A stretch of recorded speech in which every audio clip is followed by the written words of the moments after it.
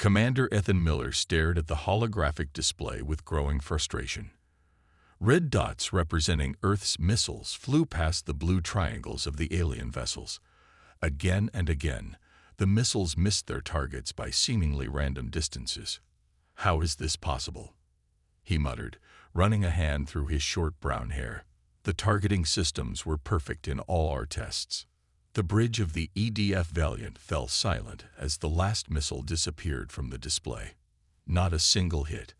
The alien ships, Vraxians, according to first contact protocols, continued their advance toward Mars colony without so much as changing formation. Lieutenant Sam Foster looked up from his station, his face pale under the blue light of the tactical screen. "Commander, they're broadcasting something." They're laughing, sir." Miller's jaw tightened. "Put it on speakers." The bridge filled with a strange sound, something between the clicking of insects and the bubbling of thick liquid. The alien translation software kicked in moments later. "The blind monkeys waste their explosives on empty space," came a raspy voice. "They couldn't hit a planet if they aimed at a solar system." More of that unsettling laughter followed. "Cut it," Miller ordered. He turned to his communications officer. "Tell Mars Colony to begin emergency evacuations, and get me Admiral Jones." 5 minutes later, the Admiral's weathered face appeared on the main screen. His expression said everything. "Miller, what the hell happened out there?" "The Joint Chiefs are breathing down my neck." "Unknown, sir. Every missile was locked on target at launch. Telemetry was perfect. Then they just..." Miller gestured helplessly. "Curved away." "Curved away," Admiral Jones repeated flatly. "Miller, we've got 6 more Vraxian ships entering the system. If we can't hit them, we can't stop them." "I understand, sir, but there's something strange about this." Miller pulled up the trajectory data on a separate screen. "Look at the deviation patterns. They're not random. It's almost as if the missiles are being pulled off course." The Admiral's expression hardened. "You've got 48 hours to figure this out, Commander. After that, we're looking at a full retreat to Earth's orbital defenses." After the call ended, Miller sat alone in his ready room, watching the engagement footage for the 20th time. Something was nagging at him, a pattern just beyond his grasp. A soft knock interrupted his thoughts. "Enter," he called. Dr. Olivia Green stepped inside, her tall frame silhouetted against the doorway. The science officer's usual confidence seemed shaken. "Permission to speak freely, sir." Miller nodded. "I've been analyzing the missile trajectories," she said, placing a tablet on his desk. "And I think I know why we missed." "Go on." "We didn't miss, sir. At least, not in the traditional sense."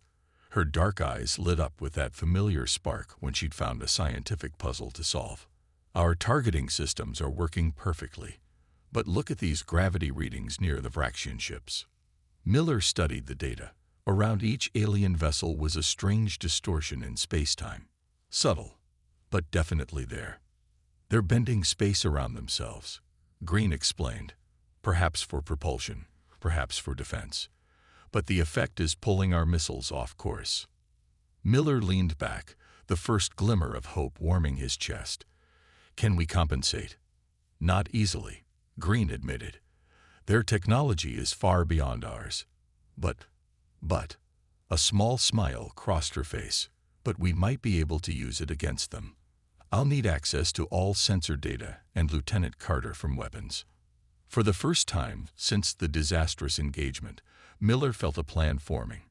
"You've got it. Whatever you need." As Green left, Miller watched the footage once more. The Vraxians were laughing at humanity's apparent incompetence, growing bolder with each failed attack. "Let them laugh," he thought. "They think we can't aim. They don't realize we might be learning to aim at something else entirely." His comm unit chimed with an urgent message. The Vraxian fleet had increased speed. They would reach Mars colony in less than 72 hours. The race against time had begun. The ship's analysis lab hummed with activity as Commander Miller and Dr. Green worked through the night. Screens displayed missile trajectories from multiple angles, each showing the same puzzling curve away from Vraxian vessels. "Play it again," Miller said, rubbing his tired eyes. "Slow it down to 1/10 speed." Green nodded and reset the simulation. They watched as the virtual missile launched, flew straight toward its target, then veered off at a precise moment, always when it reached a certain distance from the alien ship. There, Green pointed. "It's consistent. Exactly 500 meters from the hull, the deviation begins." Miller leaned closer. Could it be a defense field? Not exactly. Green pulled up a different display showing energy readings. "There's no energy spike when our missiles approach. It's more like they're falling into a gravity well." The door to the lab slid open. A young man with wire-rimmed glasses and a rumpled uniform entered, carrying several data pads. "Lieutenant Daniel Carter reporting as requested, sir," he said, looking nervously between Miller and Green. Miller nodded. "At ease, Lieutenant. Dr. Green says you might have insights into our targeting problem." Carter placed his data pads on the table. "Yes, sir. Before joining the fleet, I specialized in gravitational astronomy. When I saw the missile paths, they reminded me of something." He pulled up a star chart showing the path of light bending around a massive object. "Gravitational lensing." Green breathed, eyes widening. "Exactly," Carter said, growing more animated. "The Vraxians aren't blocking our missiles. They're bending space-time around their ships. Probably how they achieve their maneuverability." Miller considered this. "Can we adjust our targeting to compensate?" Carter shook his head. "It's not that simple. The field strength varies by ship size and probably changes when they maneuver. We'd need to map the distortion around each vessel in real time." The comm system chirped. "Commander Miller to the bridge. Priority message from Fleet Command." Miller left Green and Carter debating equations and hurried to the bridge. Admiral Jones looked even more tired than before. "The Vraxians have increased speed," Jones said without preamble. "They'll reach Mars in 36 hours. And we've intercepted more communications. Their supreme war leader, someone named Quetzal, is joining the fleet." "That's not good," Miller said. "It gets worse. They're bringing fewer escort ships than expected. They don't see us as a threat." Miller's eyes narrowed. "They're getting overconfident." "Maybe. But right now, they have reason to be." Jones leaned forward. "Tell me you have something, Miller." "We might. The Vraxians use some kind of gravity drive. It's pulling our missiles off course." Lieutenant Carter thinks. A new voice cut in. "Commander, you need to see this." Miller turned to see Engineer Maria Santiago rushing onto the bridge, tablet in hand. Her dark hair was escaping its tight bun, and excitement brightened her eyes. "Sorry, Admiral," Miller said. "One of our engineers." "Go ahead, Santiago." She placed her tablet on the console. "I was analyzing the debris from our last missile. Look at these readings just before detonation." The screen showed energy levels spiking in patterns Miller didn't recognize. "The missile wasn't just being pulled off course," Santiago explained. "It was being torn apart at the molecular level." But she swiped to a new screen. For a fraction of a second, it affected the Vraxian ship's field too. Like ripples in a pond. Carter, who had followed Santiago, stepped forward. "She's right. Their gravity fields aren't just defensive. They're connected to their main power systems." Miller looked back at the Admiral's image. "Sir, I think we might have found something. If their gravity drives are linked to their power systems, then destabilizing one could affect the other." Jones finished, the first hint of hope crossing his features. "How long to develop a working theory?" Miller looked at his team. Green nodded confidently. Carter adjusted his glasses. Santiago gave a thumbs up. 24 hours, sir. We'll have something in 24 hours." As the call ended, Miller heard more intercepted Vraxian communications playing through the bridge speakers. More of that unsettling laughter. "Let them laugh," he said quietly. "For now." Lieutenant Carter paced the lab, pointing at a three-dimensional model floating in the center of the room. The hologram showed swirling blue lines surrounding a red ship model. "These are the gravity waves we detected around the smallest Vraxian vessel," he explained. "Now watch what happens when our missile enters the field." The simulation added a small green dot that moved toward the red ship. As it entered the blue swirls, its path curved dramatically away. "We can't fight the pull directly," Carter said. "It's too powerful." Commander Miller nodded, his face serious in the blue light of the hologram. "Then we need to find another approach." Engineer Santiago stepped forward, adjusting settings on her tablet. "What if we don't fight it at all? What if we use it instead?" She tapped her screen, and the simulation reset. This time, several green dots appeared. "If we launch multiple missiles in this pattern," she said, "each one will be pulled off course differently." The group watched as the virtual missiles curved around the Vraxian ship, missing it completely, but creating a complex pattern of intersecting paths. Dr. Green's eyes widened. The intersection points create a resonance pattern, like ripples colliding in water. "Exactly," Santiago said with excitement. "And look what happens to the blue gravity waves when these ripples hit them." The hologram showed the blue swirls disturbed by the intersecting missile paths. The neat pattern began to wobble and distort. "In theory," Santiago continued, "a precisely calculated barrage could create enough disturbance to destabilize their gravity fields." Miller leaned forward. "And if the gravity drive is connected to their main power, as we suspect, it could shut down their systems entirely," Carter finished. The door slid open, and a young officer entered. "Commander, Admiral Jones is calling. The Vraxian fleet has changed course. They're bypassing Mars and heading straight for the lunar colonies. They'll be in Earth orbit in less than 48 hours. Miller quickly gathered his team and headed to the bridge. Admiral Jones looked grim on the main screen. "They're moving faster than we anticipated," Jones said. "Intelligence suggests they're planning to use the moon as a staging area for a full invasion of Earth. We need options now, Miller." Miller gestured to his team. "We have a theory, sir. The Vraxians use gravity fields for both propulsion and defense. These fields pull our missiles off course, but they might be vulnerable to specific resonance patterns." Dr. Green stepped forward. "If we can create enough disturbance in these fields, we might be able to disrupt their power systems." Admiral Jones frowned. "That's a big might, Doctor." "We need to test it," Miller said firmly. "Request permission to take the Valiant to the asteroid belt for a live-fire exercise." "There's no time for tests, Commander. The Joint Chiefs are considering a full nuclear response as soon as the Vraxians reach lunar orbit." Carter gasped. "Sir, that would irradiate the moon. Millions of colonists would die." Jones nodded grimly. "I know. That's why I need more than theories right now." Miller straightened his shoulders. "Then let us try our approach first. Position our available ships to defend the lunar colonies. We'll need precise timing and coordination. But if it works, and if it doesn't?" Jones asked. "Then nothing changes. We were going to miss anyway." The Admiral was silent for a long moment. Finally, he nodded. "You have 12 hours to develop your targeting solutions. Then your task force will engage the Vraxian fleet near Lunar Base Alpha." After the call ended, Miller turned to his team. "Santiago, work with navigation to plot optimum firing positions. Carter, Green, I need exact targeting calculations for every missile we've got."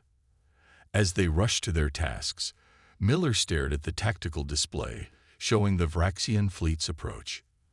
The alien ships moved with complete confidence, their formation loose and unconcerned. They still thought humans couldn't aim. Soon, they would learn what humans were really aiming at. The bridge of the EDF Valiant was silent as the Vraxian fleet appeared on the long-range scanners. 20 alien ships of various sizes moved in loose formation toward the lunar colonies, where 3 million humans lived and worked. Commander Miller looked at the tactical display, then at his team. "Status report. All ships in position. Lieutenant Foster reported from Tactical. The Denver, Phoenix, and Caro are hidden behind the moon's dark side as ordered. Dr. Green nodded from her science station. Sensors calibrated to maximum sensitivity. We'll record every fluctuation in their gravity fields. Targeting solutions uploaded to all vessels, Santiago added. Each missile has its own specific flight path and detonation point. Carter adjusted his glasses nervously. The math is solid, Commander, but we've never tested this in actual combat. We don't have a choice, Miller replied quietly. Lunar Base Alpha just reported civilian evacuation is only at 60%. We need to buy them time. The comm system crackled with an incoming transmission. Admiral Jones appeared on screen, her face drawn with worry. The nuclear option is still on the table, Miller. The President is being briefed now. You've got one chance at this. Understood, Admiral. We're ready. As the transmission ended, the Vraxian fleet grew closer. Soon, a new signal came through. The aliens were broadcasting openly again. The blind monkeys prepare another useless defense, came the rasping, translated voice of Supreme War Leader Quetzal. Do your missiles need eyes to find their targets? More of that bubbling, clicking laughter filled the bridge. Miller's jaw tightened. Let's begin.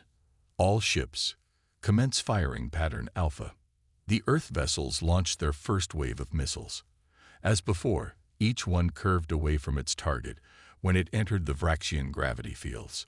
The alien communication channels filled with more mockery. They learned nothing, Quetzal's voice declared. Advance formation. Minimal defensive measures required. Miller watched as the Vraxian ships clustered closer together, exactly as they had hoped. They're taking the bait. Launch pattern Beta. A second wave of missiles deployed, again seeming to miss wildly. But Carter and Green watched their instruments closely. Field disturbances detected, Green reported. Exactly as predicted. Pattern Gamma, Miller ordered. A third wave launched, and this time Santiago leaned forward intently. The resonance is building, sir. Each detonation is creating precisely calculated ripples in their gravity fields. On the tactical display, the missiles continued to miss their targets, detonating seemingly at random points in space. But Green's console showed a different picture, a complex web of energy disturbances spreading through the Vraxian formation. Final wave, Miller commanded. Pattern Omega. The last missiles launched, following precise trajectories calculated to create maximum interference where the gravity fields of multiple Vraxian ships overlapped. For several tense seconds, nothing seemed to happen. The Vraxian mockery continued. Then Carter shouted, energy spike on the lead vessel. On the screen, a small Vraxian scout ship suddenly lurched sideways, its smooth movement interrupted. Another ship began to spin slowly. What's happening? Miller asked. The resonance patterns are amplifying each other, Green explained, excitement in her voice. Their gravity fields are feeding back into their power systems. More Vraxian ships began showing signs of distress. Lights flickered on their hulls. Some drifted out of formation. The alien communication channels erupted with confused chatter.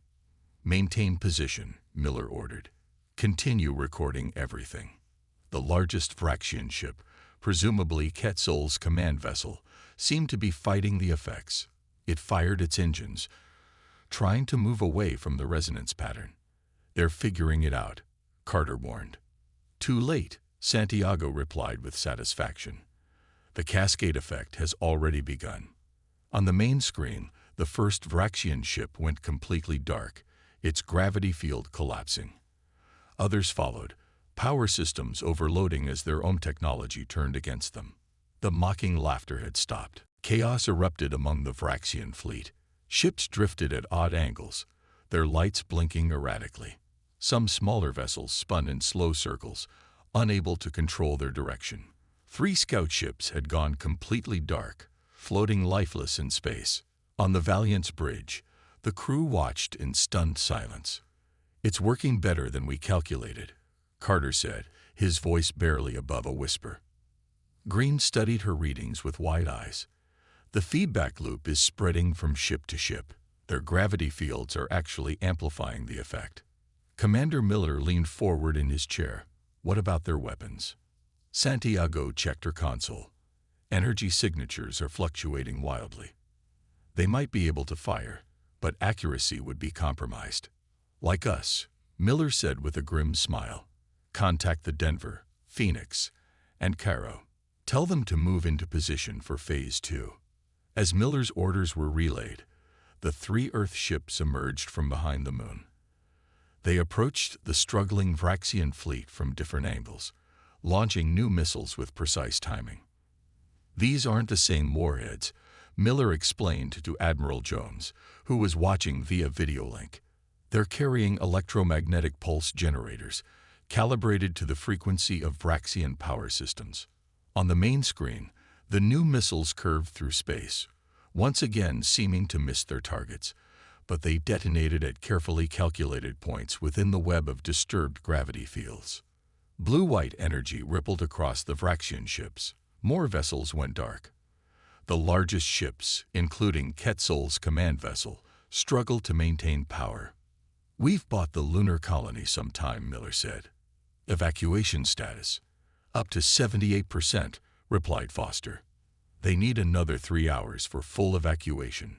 Suddenly, several Vraxian ships managed to fire their weapons.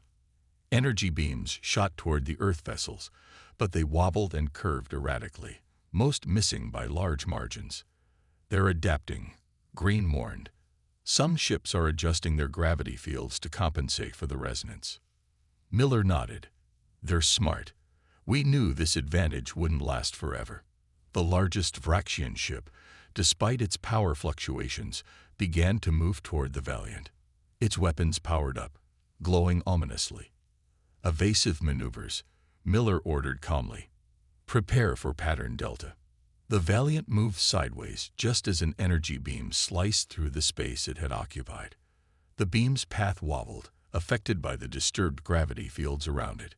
They're trying to stabilize, Carter reported. Calculating new targeting solutions now. Miller opened a channel to all Earth ships. Focus fire on the command vessel.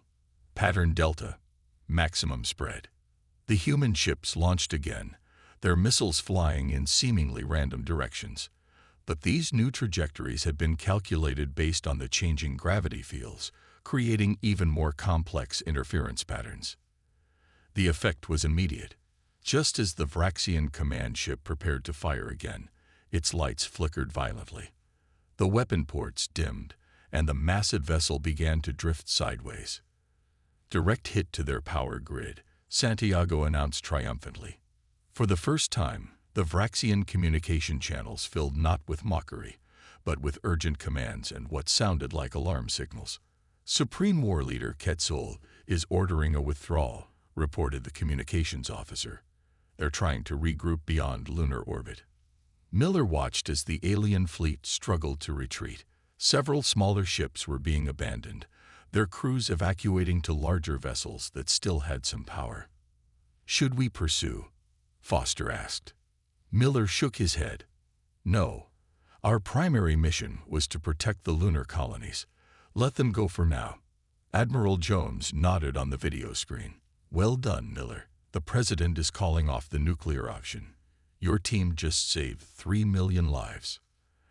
As the Vraxian fleet limped away, Miller turned to his team. This isn't over, he said quietly. They'll be back, and they won't underestimate us again. Carter adjusted his glasses.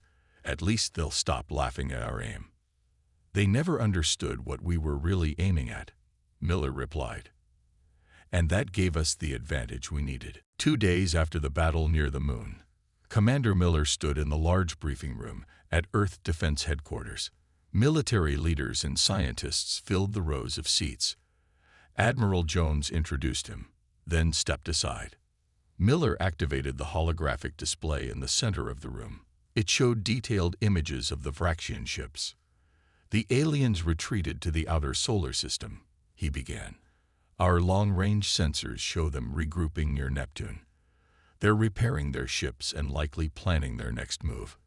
He tapped his tablet, and the display changed to show the complex web of gravity fields that had surrounded the Vraxian fleet. Thanks to data gathered during the engagement, we now understand their technology better. Dr. Green will explain. Olivia Green stepped forward, her usual lab coat replaced by a formal uniform. The Vraxians use artificial gravity for everything, she explained. Propulsion, defense, weapons guidance, even life support. It's all connected to a central power core that generates these gravity fields. She pointed to various parts of the display, showing how the fields interacted. By creating precisely timed detonations around their ships, we forced their gravity fields to resonate at frequencies their systems couldn't handle. It's like pushing a swing higher and higher until the chains can't take the strain. General Alan Frank, head of Earth's military forces, leaned forward. Can we replicate this success, or will they adapt? They're already adapting, Miller admitted. Our scans show they're modifying their ships, likely trying to shield their gravity generators from external influence. Engineer Santiago joined them at the display. But we're adapting too. Now that we understand their technology, we can develop more effective counters. Lieutenant Carter nodded in agreement. We've been running simulations based on the battle data. With refinements to our approach, we could potentially disable their ships even faster next time. Admiral Jones addressed the room. The President has authorized full resources for Project Resonance. Commander Miller's team will lead our efforts to develop new weapons and defensive measures based on their breakthrough. After the briefing, Miller stood by a large window overlooking the city. Green joined him there. The lunar colonies are safe, she said. All 3 million people have been evacuated to Earth. Miller nodded, but the Vraxians will attack again. And next time, they'll be ready for our tricks. I've been thinking about that, Green replied.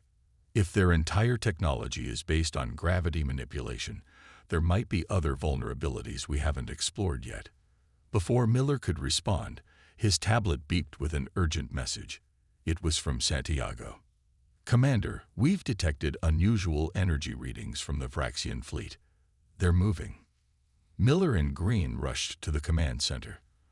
On the main screen, the alien ships were leaving Neptune's orbit, but they weren't heading toward Earth. They're moving outward, Carter observed, studying the trajectory. Away from the sun. Scan for communications, Miller ordered. The technicians worked quickly. We're picking up transmissions, sir. They're sending messages toward the edge of the solar system. Miller's face grew serious. They're calling for reinforcements. Admiral Jones joined them, studying the display with concern. How long do we have? Santiago made some calculations, based on their previous arrival, and assuming similar technology. 3 weeks, maybe a month. Not enough time, Miller said quietly. Jones straightened her shoulders. It has to be enough. We stopped them once. We'll do it again. As the others discussed defense plans, Miller stared at the screen showing the retreating Vraxian fleet. They had won a battle by surprising the aliens, using their own technology against them. But the Vraxians now knew humans weren't the primitive species they had assumed. Next time, they would come prepared. And they would bring friends. Miller turned to his team. We need to think bigger. If they're calling for help, we need more than just a defensive strategy. Green looked at him curiously.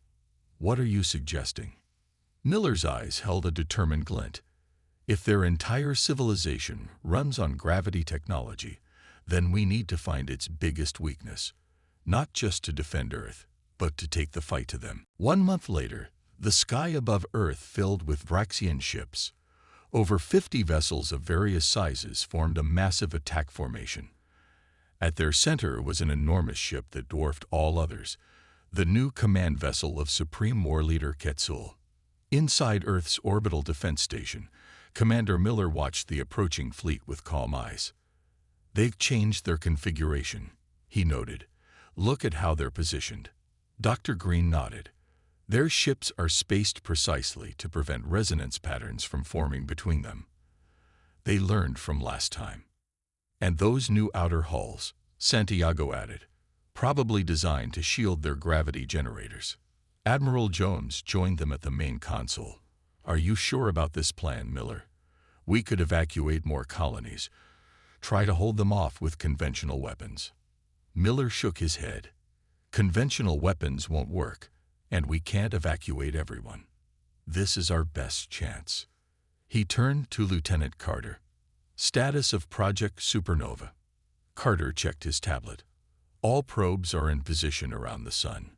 Ready on your command." Miller opened a channel to all Earth Defense Forces. "All ships maintain defensive positions. Do not engage unless directly threatened." The Vraxian fleet continued its approach. Soon, they were close enough to establish communication. "Humans," came the familiar rasping voice of Quetzal. "Your primitive tricks will not work again. Surrender your planet now, and some of you may live as servants." Miller exchanged looks with his team, then responded. "This is Commander Ethan Miller of Earth Defense. We wish to negotiate terms." Laughter came through the speakers, that same unsettling sound they had heard before. "There are no terms," Quetzal replied. "Only surrender or destruction." "Before you decide," Miller said calmly, "you should look at what we've been working on."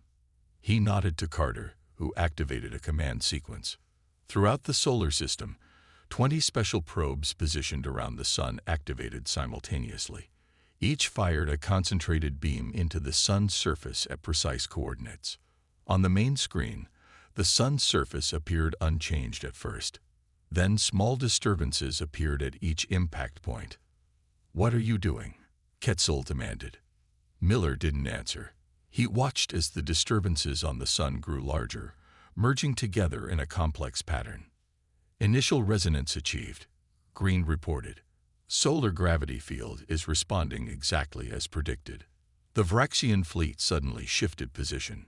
Several smaller ships moved erratically, as if caught in invisible currents. "What is happening?" Quetzal's voice had lost its mocking tone. Now Miller allowed himself a small smile. "You thought we were targeting your ships, but we were studying your technology, learning how it works, and discovering its greatest weakness." On the screen, the sun's surface rippled with massive waves of energy as the carefully calculated resonance pattern amplified itself. "All Vraxian technology depends on gravity manipulation," Miller continued. "So we decided to manipulate the biggest gravity field in our solar system." The Vraxian ships began to drift out of formation, pulled by invisible forces.